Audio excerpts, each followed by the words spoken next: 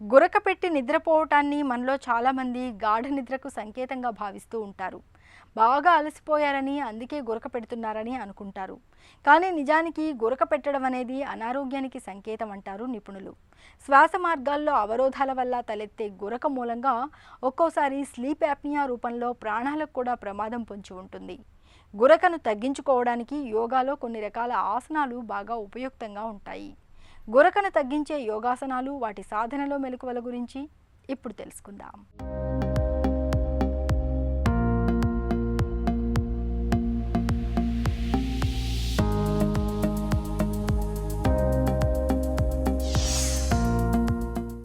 చాలామంది ఈ గురక సమస్యతో చాలా కాలంగా ఇబ్బంది పడుతూ ఉంటారు. దీనికి అనేక రకమైనటువంటి కారణాలు. అందులో మొట్టమొదటిది మరి ఒబిసిటీ, అధిక బరువు కలిగి ఉండడం, అదేవిధంగా ధూమపానం, మత్తు పానీయాలు ఇవన్నీ సేవించడం, ఊపిరి సరిగా అందకపోవడం, ఆక్సిజన్ లెవెల్ తగ్గిపోవడం, తద్వారా వాళ్ళు నోస్ట్రల్ ద్వారా శ్వాసను తీసుకోలేక నోటి ద్వారా ఎక్కువ తీసుకోవడం ద్వారా విపరీతమైనటువంటి సౌండ్లు చేయడం ద్వారా మరి పక్క వాళ్ళకి చాలా ఇబ్బందికరంగా ఉంటుంది. వీళ్ళకి కూడా సరైనటువంటి నిద్ర పట్టగా డీప్ స్లీప్ అనేటటువంటిది లభించదు. తద్వారా శరీరానికి విశ్రాంతి లేకపోవడం ద్వారా అనేక రకమైనటువంటి సమస్యలతో పాటుగా వీరి సమక్షంలో ఉన్నటువంటి వాళ్ళు కూడా ఎంతో ఇబ్బంది పడుతూ ఉంటారు. మరి యోగాలో వాటికి కొన్ని అద్భుతమైన టిప్స్ ఉన్నాయి. వీటిని గనక పాటించినట్లయితే ఈ గురక సమస్యని పూర్తిగా మీరు నివారించుకోవచ్చు. అందులో భాగంగా ఈరోజు మనం తెలుసుకోబోతున్నాం భుజంగాసనం, పర్వతాసనం, అనులోమ విలోమ ప్రాణాయామం. ఇవి కనుక 21 రోజులు మీరు చేసి చూడండి. ఆ బ్రీతింగ్ తీసుకునే విధానంలో, ఆ నాళాల్లో, శ్వాస నాళాల్లో ఆ అడ్డంకులు తొలగిపోవడమే కాకుండా బ్రీతింగ్ని చాలా సునాయాసంగా తీసుకోగలుగుతారు. గురక తగ్గిపోవడానికి యోగాసనాల్లో భుజంగాసనం, పర్వతాసనం, అనులోమ విలోమ ప్రాణాయామం ఇవి చాలా బాగా పనిచేస్తాయి. వీటిని ఇప్పుడు మనం ఏ విధంగా చేయాలో చేసి చూద్దాం. ముందుగా దండాసన భంగిమకు వచ్చి ప్రశాంతాసన భంగిమకి రావాలి.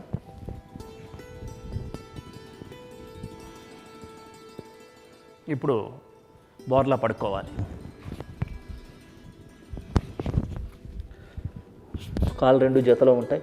2 చేతుల్ని భుజాల కింద ఈ విధంగా బోర్లించి ఉంచాలి. అరిచేతుల్ని గడ్డం నేలకు తాకుతున్న విధంగా ఉంటుంది. ఇప్పుడు ఈ స్థితిలో శ్వాసం తీసుకుంటూ హెడ్ని, నెక్ని, షోల్డర్స్ని సాధ్యమైనంత వరకు పైకి రేజ్ చేయాలి.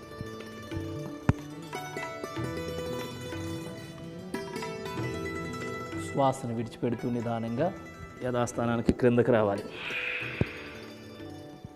మరొక్కసారి శ్వాసను తీసుకుంటూ హెడ్ రైజ్ చేయాలి.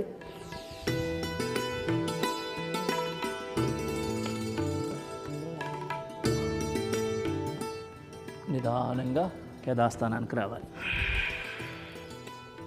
ఇప్పుడు మరొకసారి భుజంగాసనానికి వచ్చి పర్వతాసనం మీదకి వెళ్తాం. స్లోగా శ్వాసను తీసుకుంటూ హెడ్ రైజ్ చేయాలి. ఇప్పుడు పర్వతాసనం మీదకి రావాలి.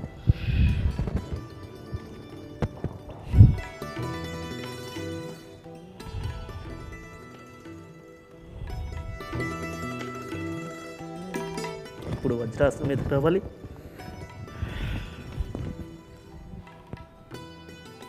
మరొకసారి మళ్ళీ పర్వతాసనం మీదకి.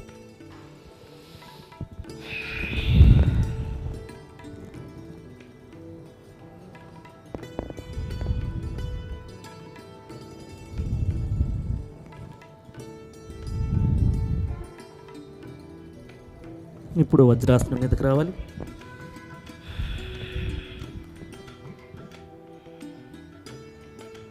వజ్రాసనం నుంచి బయటికి రావాలి.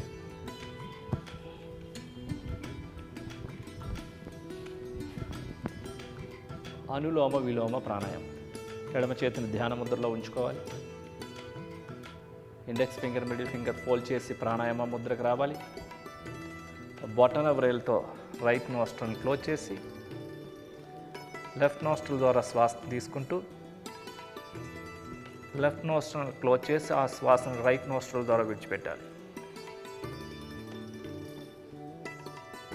మరలా నిదానంగా రైట్ నోస్ట్రల్ ద్వారా శ్వాసను తీసుకొని రైట్ నోస్ట్రల్ క్లోజ్ చేసి ఆ శ్వాసను లెఫ్ట్ నోస్ట్రల్ ద్వారా విడిచిపెట్టాలి.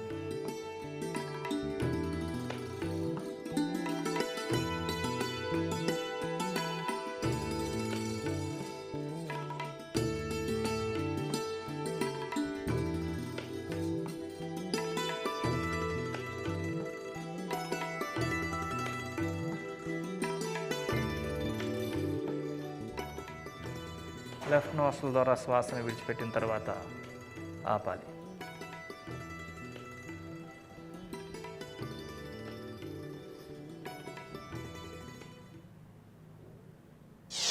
చూసారు కదండి. మరి ఈ భుజంగాసనాన్ని 5 నుంచి 10 సార్లు, పర్వతాసనాన్ని కూడా 5 నుంచి 10 సార్లు, ఈ అనులోమ విలోమ ప్రాణాయామన 5 నిమిషాల కనుక మీరు చేసినట్లయితే 11 రోజుల నుంచి 21 రోజుల్లోనే మీరు ఆ మార్పుని గమనిస్తారు.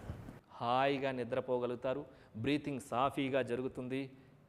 ఈ సౌండ్స్, గురక సమస్యలు ఇవన్నీ కూడా పూర్తిగా తొలగిపోతాయి. మీరు డీప్ స్లీప్లోకి వెళ్ళగలుగుతారు. మీ సమక్షంలో ఉన్న వాళ్ళు కూడా ఇబ్బంది ఫీల్ అవ్వరు. వాళ్ళు కూడా హాయిగా నిద్రపోతారు. ఈ గురక సమస్య నుంచి పూర్తిగా నివారింపబడతారు. చిన్న చిట్కా మీకోసం. చిన్న వయసులోనే జుట్టు తెల్లబడుతున్నప్పుడు రోజు రాత్రిపూట ఉసిరి రసాన్ని తలకు పట్టించండి. ఆపై ఉదయాన్నే తలంటు స్నానం చేయండి. నిత్యం ఇలా చేస్తుంటే కొంతకాలానికి బాల నెరుపు క్రమంగా తగ్గిపోతుంది. జుట్టు బాగా నల్లబడుతుంది.